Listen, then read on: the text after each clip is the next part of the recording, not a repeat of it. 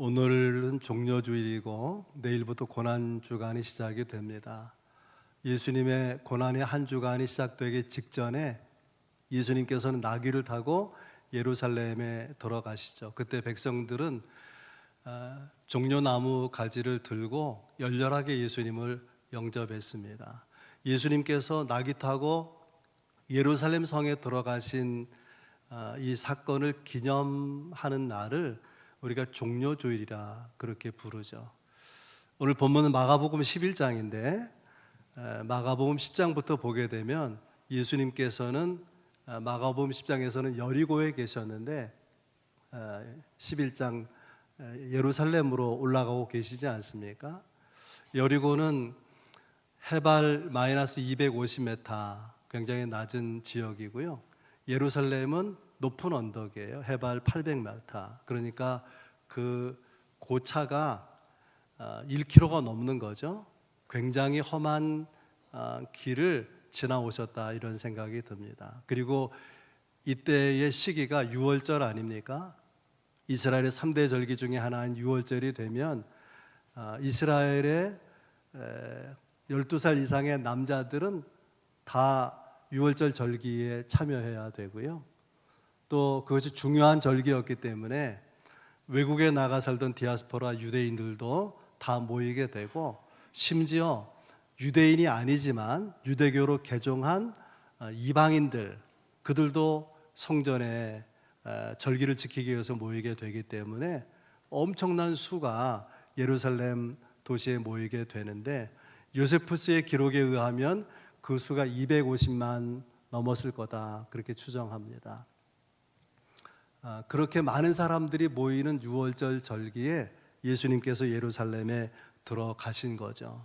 그러니까 많은 사람이 모이고 또 예수님을 중심으로 군중들이 모이는 그런 상황에 자칫하면 소요가 일어날 수 있고, 로마가 이스라엘 지배하는데 그것을 반대하는 그런 반란 같은 일들이 일어날 수도 있기 때문에 대단히 위험한 시간이라고 볼 수 있습니다. 특별히 예루살렘에는 예수님이 예루살렘에 오면 죽이기로 결정한 사람들이 기다리고 있어요. 이것을 알면서도 예수님께서 누가복음 9장 51절에 보면 예루살렘을 향하여 올라가시기로 굳게 결심하였더라. 굳은 결심을 가지고 예수님을 따르는 사람들 앞에 앞장서서 예루살렘으로 돌아가시는 예수님의 모습을 생각하게 됩니다. 이런 분위기, 이런 배경 가운데 오늘 마가복음 11장이 시작이 돼요. 1절입니다. 그들이 예루살렘에 가까이 와서 감람산 벳바게와 베다니에 이르렀을 때에, 이 마가복음 11장이 그들이라는 말로 시작이 되는데, 그들이 누구냐?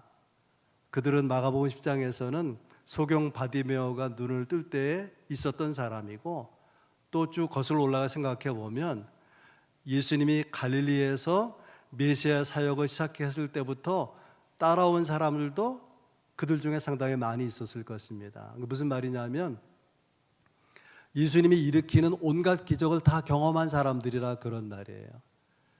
베세다 들녘에서 오병이어 기적을 일으킨 그런 놀라운 이적, 예수님께서 물 위를 걸으신 사건이라든지 물로 포도주를 만든 사건, 심지어 죽은 자를 일으킨 기적을 직접 목도하거나 그런 소문을 들었던 사람들이죠. 당연히 그들에게는 기대가 있지 않겠습니까?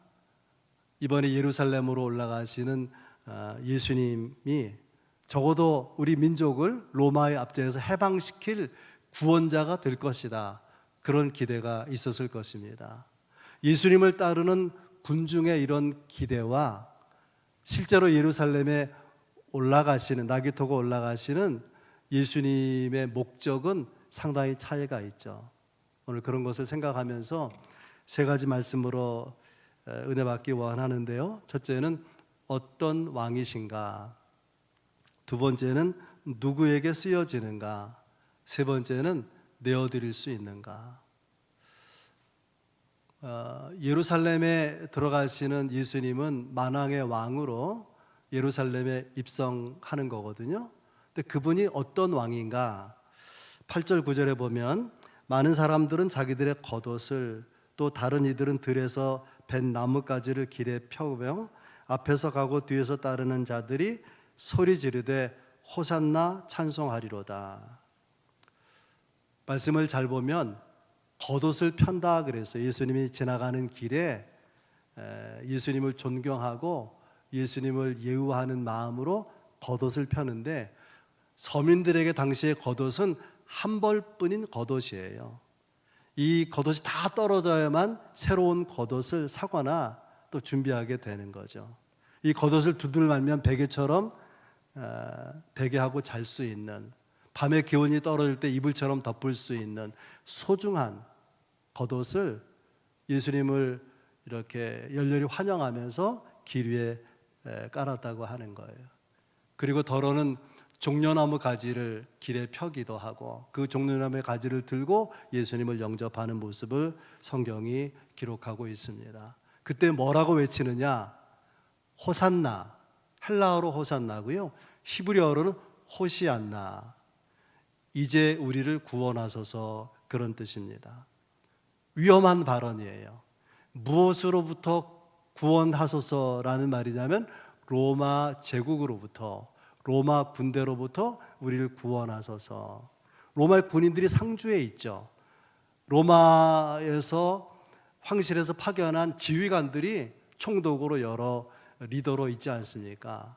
그런 로마의 압제로부터 구원해 달라는 거 위험한 발언 아니겠습니까? 비슷한 발언, 위험한 발언 10절에 나와요. 우리 조상 다윗의 나라요. 지금 눈앞에 펼쳐지는 나라는 로마 제국이잖아요. 그런데 로마 제국이 아니라 다윗이 왕으로 통치했을 때의 그런 위대한 나라로 회복되기를 원합니다. 싸우자는 이야기 아닙니까? 굉장히 위험한 정치적인 발언이죠. 그러니까 예수님이 예루살렘 성으로 들어갈 때 따르던 사람들의 기대는 뭐냐면 왕이 되어주기를 바라는 거예요. 자기들의 요구를 실현시킬 수 있는 왕으로 이번에 등극하기를 바라는 기대를 가지고 있는 것입니다.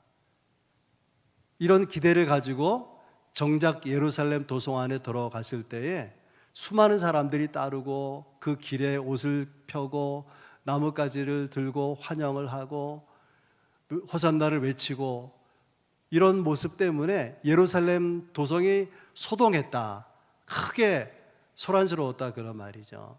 그래서 궁금하잖아요. 도대체 무슨 퍼레이드인지, 그 중심 인물인 예수는 도대체 누군지. 그래서 마태복음 21장에 보면 저가 누구냐, 저 청년은 도대체 누구냐라고 사람들이 묻습니다. 그럼 뭐라고 대답해야 되죠? 왕으로 오시는 우리가 기다리던 메시아입니다. 마땅히 그렇게 대답해야 되는데 유감스럽게 마태복음 21장 11절에 이렇게 말합니다. 갈릴리 나사렛에서 나온 선지자 예수입니다. 선지자라는 말도 그냥 받아들일 수 있고, 그런데 뭐가 문제냐면 갈릴리 나사렛 출신이다, 그 말이에요. 저보고 친구들은 시골에서 목회한다 그래요. 제가 그래서 우리 교인 중에 농사가 본업인 사람은 한 사람도 없습니다. 또 교회 주변에는 아파트가 있고 초등학교가 있고 유치원이 있고 어린이집이 있는데 그래도 여전히 친구들은 시골에서 목회한다고 생각해요. 갈릴리 나사렛은 이스라엘 전체를 볼 때 적어도 예루살렘 수도는 아니잖아요. 저런 시골에서 무슨 위대한 인물이 나오겠는가, 그런 생각을 하지 않겠습니까? 도대체 저 청년 리더는 누구냐? 갈릴리 나사렛에서 나온 선지자 예수다. 그냥 신경 쓸 거 없습니다. 그런 이야기예요. 예루살렘에서 예수님이 왕이 되어주기를 바라는 기대가 있지만 저들이 따르고 있는 예수가 정말 누구인지를 제대로 몰랐던 것이죠. 여러분, 이 종려주일에 예루살렘에 들어가는 예수님은 누굽니까? 어떤 왕입니까? 그는 평강의 왕입니다. 호산나를 외치고 이제 우리를 구원하소서 외치는 그들의 외침을 들으면서 감람산에서 예루살렘을 내려다보시는 예수님이 우셨다. 누가복음 19장에 기록하고 있어요. 가까이 오사 성을 보시고 우시며 이르시되 너도 오늘 평화에 관한 일을 알았더라면 좋을 뻔하였거니와 지금 내 눈에는 숨겨졌도다. 백성들의 기대는 로마의 정권을 정복시키고 팔레스타인 땅에 정치적인 자유와 그리고 물질적인 번영을 저 예수가 가져다 주기를 기대하는 거죠. 근데 예수님께서는 그것이 이 땅에 오신 본래적인 목적은 아닌 거예요. 로마 식민에서 벗어나는 그런 변화를 일으키는 것, 그것은 예수님이 하실 일은 아닌 것입니다. 예수님은 왜 우셨느냐? 평화에 관한 일을 알지 못한다고 안타까워하셨어요. 예수님 말씀하시는 평화에 관한 일이 뭘까요? 그것은 하나님과의 바른 관계, 또 그것으로 말미암아 이루어지는 구원, 충만한 은혜와 기쁨을 말하는 것입니다. 이 목적을 위해서 예루살렘을 향해 들어가고 계신 것이죠. 예수님은 여러분에게 어떤 분입니까? 왜 예수님을 믿고 따르십니까? 우리가 예수님 믿는 목적이 잘 먹고 잘 사는데, 잘 되는데, 건강하고 형통한 데 있다면 지금 호산나를 외치면서 또 종려나무 가지를 들고 겉을 펴면서 예수님을 따르는 무리와 무슨 차이가 있습니까? 별반 차이가 없을 것입니다. 그리스도인은 예수 그리스도를 왕으로 섬기는 자들이죠. 그냥 왕이 아니라 평강의 왕으로. 우리 삶이 어떠하든지 어떤 위치에 있든지 간에 그분이 내게 진정한 샬롬을 주시는 분으로 믿고 섬기고 따르는 것 아니겠습니까? 예수 그리스도는 어떤 왕이신가? 평강의 왕이시고 또한 겸손의 왕이십니다. 7절에서 우리가 묵상할 수 있어요. 나귀 새끼를 예수께로 끌고 와서 자기들의 겉옷을 그 위에 얹어놓으며 예수께서 타시니, 예수님께서 예루살렘 성에 나귀를 타고 들어가신다는 거예요. 전쟁에 승리한 장군이라면, 전쟁에 승리한 왕이라면 마땅히 멋진 군마를, 백마를 타고 들어가실 텐데 예수님은 나귀를 타고 그것도 나귀 새끼를 타고 들어가신다는 거예요. 이유가 무엇인가? 스가랴 선지자는 스가랴서 9장 9절에 이렇게 말합니다. 그는 겸손하여서 나귀를 타시나니 나귀의 작은 것 곧 나귀 새끼니라. 예수님이 나귀 새끼를 의도적으로 타신 거기에 예수님의 겸손을 묵상하라, 그런 뜻 아닙니까? 예수님은 하나님 아버지와 똑같은 신성을 가지고 계신, 그 본성으로 보면 완전한 하나님이신 분인데 우리를 위해서 피조물, 사람의 모습으로 이 땅에 오셔서 하나님의 뜻에 죽기까지 복종하셔서 십자가에 죽으신 분이죠. 예수님의 겸손이에요. 더할 수 없는 겸손이죠. 그래서 결과가 어떻게 되느냐? 예수님의 겸손의 결과가 어떻게 되느냐? 바울은 빌립보서 2장 9절에서 이렇게 말합니다. 하나님이 그를 지극히 높여 모든 이름에 뛰어난 이름을 주사 하늘에 있는 자들과 땅에 있는 자들과 땅 아래에 있는 자들로 모든 무릎을 예수의 이름에 꿇게 하시고, 이런 구도예요. 예수님은 하나님 앞에서 죽기까지 자기를 낮추셨어요. 하나님께서는 그런 예수님을 모든 이름에 뛰어난 이름을 가지도록, 모든 무릎이 그 앞에 꿇리도록 예수님의 위치를 높이시는 모습을 볼 수가 있습니다. 여러분, 예수님을 높이기 원하십니까? 가장 좋은 방법, 가장 적합한 방법 중에 하나는 그분 앞에서 나를 낮추는 거예요. 내가 그분 앞에서 나를 낮추면은 그분은 자연히 적어도 나에게는 높임을 받지 않으시겠습니까? 주님의 고난을 묵상하는 이 귀한 고난주간의 절기에 여러분, 주님 앞에서 여러분을 낮추세요. 조금이라도 높아진 부분이 있다면, 거만하고 교만해진 부분이 있다면, 우리가 믿고 의지하는 주님은 겸손한 왕 아닙니까? 그분을 따라서 철저하게 겸비한 삶을 사시기를 주의 이름으로 축복합니다. 예수님은 평강의 왕이고 겸손의 왕이고 또한 순종의 왕이십니다. 4절 5절 마태복음 21장 4절 5절입니다.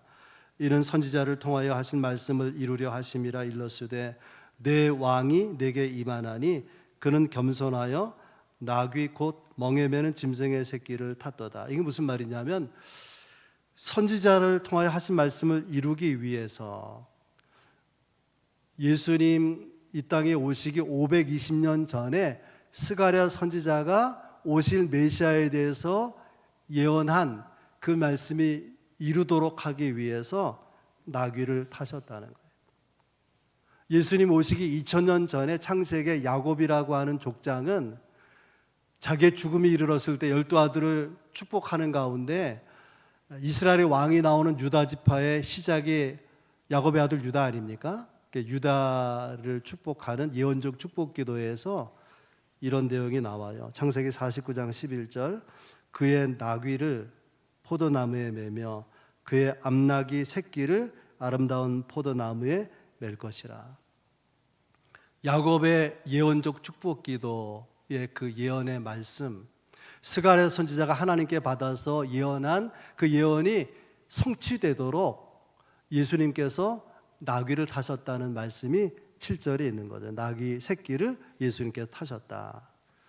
하나님의 뜻대로 이루어지도록 예수님께서 나귀를 타셨다. 그런 이야기 아니겠습니까? 주의 뜻대로 순종하신 예수님의 모습입니다. 우리는 신앙생활하면서 하나님의 뜻이라는 주의 뜻이 불편할 때가 있어요. 좋은 예리는 아멘 할 수 있잖아요. 그런데 시험에 떨어졌다든지 실직했다든지 또 억울한 일을 당했다든지 그럴 때 믿음이 좋은 교인이 옆에서 거기 하나님의 뜻이 있어, 주의 뜻이 있는 거야. 그러면 그 말이 여러분에게 위로가 됩니까? 그러질 않잖아요. 어떤 이해 못하는 사건을 설명할 길이 없을 때, 뭐라고 위로할 말이 없을 때 그저 그냥 두리뭉실 둘러대는 말처럼 들릴 수 있습니다. 그러나 여러분, 세월이 지나서 생각해 보면 거기에 하나님의 뜻이 있었구나, 그것을 알게 되는 거죠. 우리 교회도 왜 맹지를 사가지고 교회를 짓지도 못하고 그러느냐. 지금 보면요, 교회 위치가 너무나 좋지 않습니까? 아내한테도 며칠 전에 그랬어요. 만약에 지금 주차장 만든 곳에 건물이 세워져 있더라면 교회가 얼마나 답답하겠어요. 주차장 어떻게 마련하겠습니까? 맹지를 살 때 그 뜻을 몰랐던 거죠. 여러분, 우리 인생에 하나님의 뜻이 있다는 것을 여러분 꼭 붙들 수 있기를 바랍니다. 예수님께서는 이 고난의 한 주간이 지나면 십자가에 죽으시게 되는데요, 그것을 알고 나아가는 이 긴장이 극에 달하는 그런 심리 가운데 있을 때도 선지자들이 하나님의 말씀을 받아 예언한 것이 성취되도록 하기 위해서 그냥 들어가셔도 되는데, 그냥 나귀를 타시면 되는데, 그것도 어린 나귀를 굳이 선택해서 예루살렘 성으로 돌아가시는 하나님의 뜻이, 하나님의 말씀이 아주 세밀한 사소한 작은 부분까지 그대로 성취되도록 하기 위해서 순종하시는 예수님의 모습을 보게 된다는 것입니다. 그 디테일까지 순종하는 거예요. 이것이 예수님이 인생을 사시는, 사명을 감당하시는 원칙이고 또 비밀인 것이죠. 우리의 삶에도 하나님의 뜻이 있습니다. 하나님은 우리가 알지 못하는 세밀한 부분까지 그 뜻대로 이루어지도록 우리를 인도해 가시는 것이죠. 그것을 믿음으로 바라보고 우리도 순종의 걸음을 내디딜 수 있기를 주의 이름으로 축복합니다. 세 번째 메시지는 두 번째 메시지는 누구에게 쓰임 받는가? 3절입니다. 만일 누가 너희에게 이렇게 하느냐 묻거든 주가 쓰시겠다 하라. 주가 쓰시겠다 하라. 예수님을 주라고 고백한 사람들은 많아요. 이전에도 베드로도 그렇게 고백을 했고, 그런데 예수님 스스로 내가 주다, my Lord, 이 로드가 주인이란 뜻이거든요. 퀴리오스, 주인이란 말을 처음 사용한 대목이 이 3절이에요. 여러분, 주라는 뜻이 뭘까요? 주인이란 말이죠. 주인, 주권을 가진 분이라는 거예요. 우리가 믿는 예수님은 나의 주인이시고 나는 그분의 주권에 속해 있는 자라는 거 여러분 잊지 마시기를 바랍니다. 신앙은 예수님의 주되심을, 예수님의 주권을 인정하는 것이죠. 예수님은 하나님의 주인 되신과 주권을 겟세마네 동산에서 인정하시잖아요. 이 십자가라는 잔이 내게서 지나가기를 원합니다. 하나님의 주권을 생각하지 않았더라면 예수님은 그 기도를 끝까지 밀어붙이셨을 것인데, 예수님의 겟세마네 동산의 기도는 어떻게 마무리됩니까? 나의 원대로 마옵시고 아버지의 원대로 하옵소서. 다시 말하면 예수님은 본인이 하나님의 아들이고 하나님이시지만 하나님 아버지의 주인 되심, 주권에 철저하게 순복하고 계시다고 하는 것입니다. 그렇다면 여러분의 주권은 확실하게 하나님과 예수 그리스도에 있다고 고백할 수가 있겠습니까? 너는 내가 너를 지명하여 불렀나니 너는 내 것이라고 유명한 말씀이 있죠. 예배드리는 여러분은 한 사람도 예외 없이 그냥 이 자리에 있는 것이 아니라 지명하여 부름받은 자로 이 자리에 있는 것입니다. 불러서 이 자리에 있는 거예요. 그런 의미에 생각해 보면 필요 없는 성도는 한 사람도 없어요. 쓸모없는 성도는 한 사람도 없는 것입니다. 주님이 괜히 불렀겠습니까? 이유도 없이, 쓸모도 없이. 주님이 의도를 가지고 주님의 거룩한 의지 가운데 우리가 부름을 받았다는 것. 그럼 우리에게 요구되는 것이 뭘까요? 순종해야 되지 않겠습니까? 그러니까 누구에게 쓰임을 받는가? 오늘 말씀에 나오는 나귀는요, 어떤 나귀냐면 아직 아무도 타보지 않은 나귀 새끼, 그렇게 돼 있어요. 이 나귀가 태어나서 자라서 자기 등에 아무도 태워보지 않았어요. 처음으로 태워본 인물이 예수 그리스도예요. 만약 이 나귀가 자기 등에 타신 분이 메시아라는 하나님의 아들이라는 것을 알았다면, 알 수 있다면 얼마나 감격했을까요? 극단적으로 말하면 주님 이 순간 죽어도 여한이 없습니다. 그렇게 고백하지 않았겠습니까? 우리는 인생을 누구에겐가 쓰임받고 살아가는 것입니다. 지혜로운 사람은 내가 누구에게 쓰여지는가를 알고요, 무엇을 가지고 쓰여지는가를 아는 사람이 지혜로운 사람이에요. 우리가 쓰임받는 것은 다 주님이 주신 것을 가지고 쓰임받는 거예요. 그걸 알면 겸손하게 되는 것이죠. 여러분 생각해 보셨는지 몰라요. 아내는 누구에게 쓰여질까요? 남편에게. 남편은 아내에게 쓰여지죠. 부모는 자녀에게 쓰여지고 자녀는 부모를 위해서 쓰여지는 것입니다. 근데 그러지 아니하고 내 인생 내 건데 나만을 위해서 쓰겠다. 거기에 행복이 있겠습니까? 거기에 보람이 있겠습니까?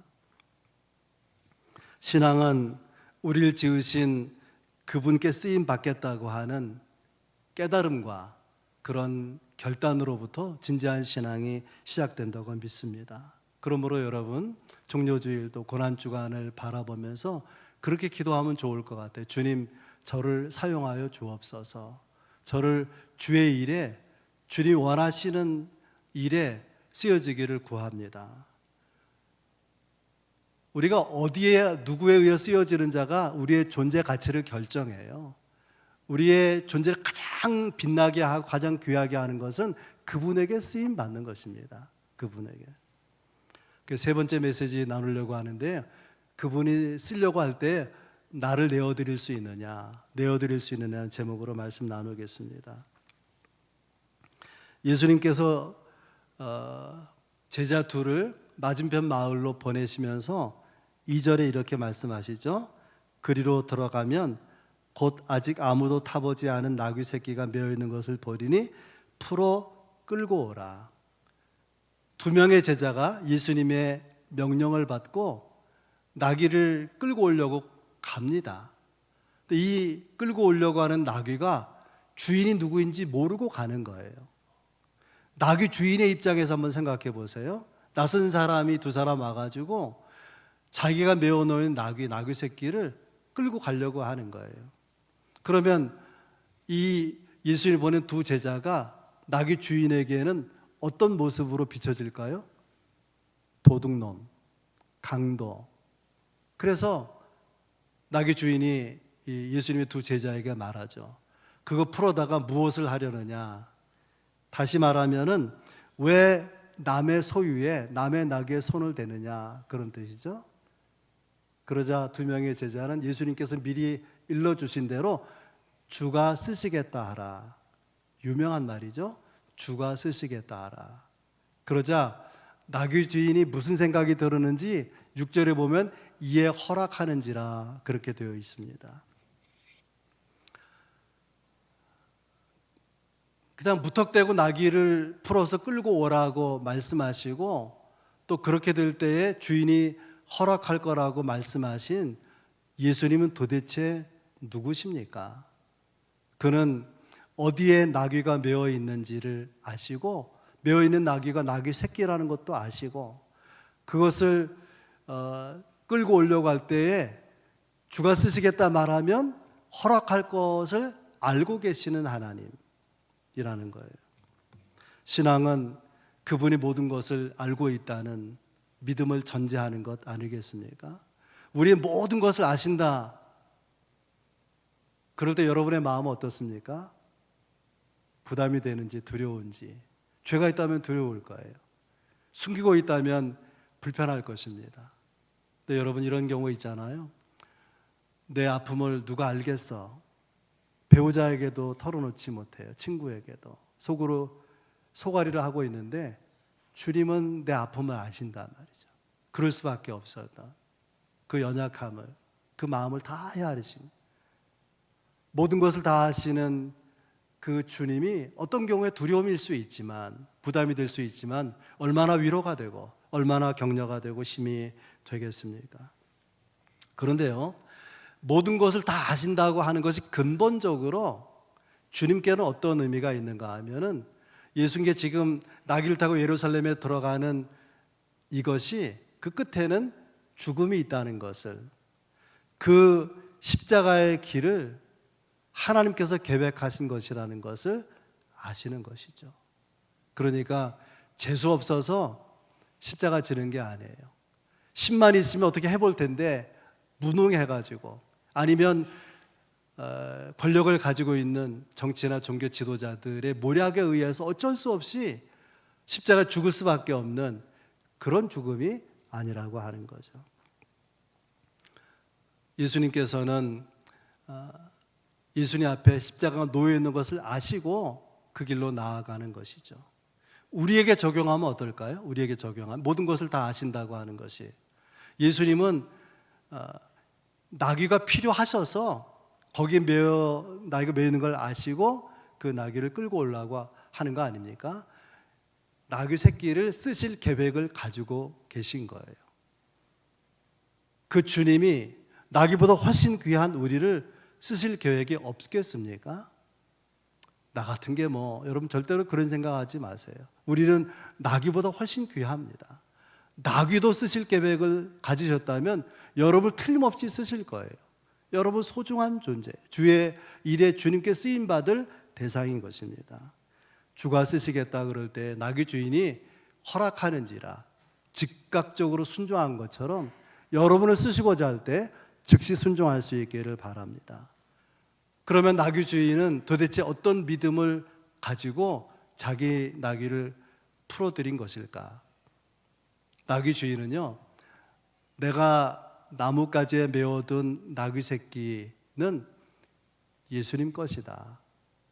이것이 나귀 주인의 믿음이에요. 나귀 주인이 자기 것을 주의 일을 위해 내어드린 것이 아니고 본래 예수님의 것인데, 나귀 주인이 한동안 가지고 있다가 주님이 달라고 하시니까 즉시 내어드린 거라고 말이죠. 내 것이 아니고 주님의 것입니다. 그 의식을 가지고 사는 사람이 청직이죠. 그런 의식이 청직이 의식이에요. 여러분 어떻습니까? 여러분의 소유는 여러분의 것입니까? 우리의 생명도 우리의 소유도 다 주님이 맡기신 거예요. 이 청지기가 가져야 될 의식은 내 것이 아니라는 거죠. 주님의 것이라는 거예요. 주님의 것을 맡아 가지고 있는 거예요. 주님이 요구하시면 어느 순간에라도 기쁘게 내어드릴 수 있어야 되지 않겠습니까? 내어드릴 수 있느냐, 다른 말로 하면 주님이 요구할 때 순종할 수 있느냐, 그런 뜻이죠. 순종의 중요함을 강조한 것입니다. 예수님이 제자들과 더불어 갈릴리 호수를 배를 타고 지나가시는데 평상시와 다르게 바람이 너무 거센 거예요. 성경에는 광풍, 미친 바람이라 그 말이죠. 그래서 바다에 제법 익숙한 예수님의 제자들, 어부였던 제자들도 있지만은 두려움이 생겼어요. 죽을지 모르겠다. 왜냐하면 이 광풍에 파도가 배에 부딪히면서 그 호수의 물이요, 배 안에 들어오는데 성경에 보면 배에 가득하게 되었더라. 더 들어오면 어떻게 되죠? 배가 가라앉는 거죠. 두려움 속에서 배 고물에서 주무시고 예수님을 깨우잖아요. 그때 잠에서 깨어난 예수님이 짧게 두 마디를 하셨어요. 잠잠하라, 고요하라. 놀랍게도 그 미친 광풍이 잦아드는 거예요. 호수가 잔잔해졌습니다. 제자들이 깜짝 놀랐어요. 평생 이 순간을 잊지 못했을 것입니다. 성경은 이렇게 기록합니다. 마가복음 4장 41절, 그들이 심히 두려워하여 서로 말하되 그가 누구이기에 바람과 바다도 순종하는가 하였더라. 바람과 바다가 뭐 했습니까? 순종했습니다. 여러분, 그렇습니다. 우리가 해야 할 일은 순종입니다. 신앙생활의 결론은 간단해요. 주님께 순종하는 것이고 주의 말씀에 순종하는 것입니다. 내가 알아서 할게요. 결코 신앙이 아니죠. 결코 신앙이야. 내가 알아서 할게요. 이 부분은 노타치. 내가 주님을 믿고 따르고 순종하지만은 이 부분은 안 됩니다. 이 부분은 내가 알아서 할게요. 그건 신앙이 아니라 그런 말입니다. 주가 쓰시겠다 하라. 주님은 우리를 쓰시고자 하십니다. 여러분, 주님이 쓰려고 하는 우리 자신을 돌아보세요. 쓸만한 인물입니까? 쓸만한 선한 구석이 있습니까? 제대로 인생을 살아온 것입니까? 너무나 무력하고 또 너무나 무의미하게, 너무나 연약하게 인생을 살아왔을지 몰라요. 그럼에도 불구하고 주님이 나를 쓰시면 주의 손에 붙들릴 때에 무의미한 인생은 의미로 가득 차게 됩니다. 그리고 무력한 우리의 삶에는 하나님의 능력이, 주님의 능력이 거기 담기게 되는 거죠. 내가 도대체 무엇을 위해 사는지 모르겠어 라는 그런 인생의 의미가 깨달아지고 살 이유가 분명해지는 것 아니겠습니까? 여러분, 생각해 볼 수 있길 바랍니다. 만약에 이 나귀가 주님께 쓰임받지 않았더라면 나귀는 어떻게 되었을까요? 그냥 나귀로 살다가 죽었을 것입니다. 그런데 주님이 쓰셨기 때문에 이 나귀는요, 쓰임받은 나귀가 된 거죠. 내 인생이라고 생각할지 모르지만 내 삶은 쓰여지는 거예요. 누구에게 쓰여지기를 원합니까? 어떤 사람은 자기 인생을 자기가 쓰고 그 인생이 끝나버려요. 어떤 사람은 그 소중한 인생을 남이 끌어다 쓰고 끝나버립니다. 여러분의 인생은 어디에 쓰여지기를 원합니까? 주가 쓰시겠다 하라. 주님께서 쓰시고 그래서 주님께 쓰여지는 그런 복된 삶이 여러분 가운데 있길 주의 이름 축복합니다.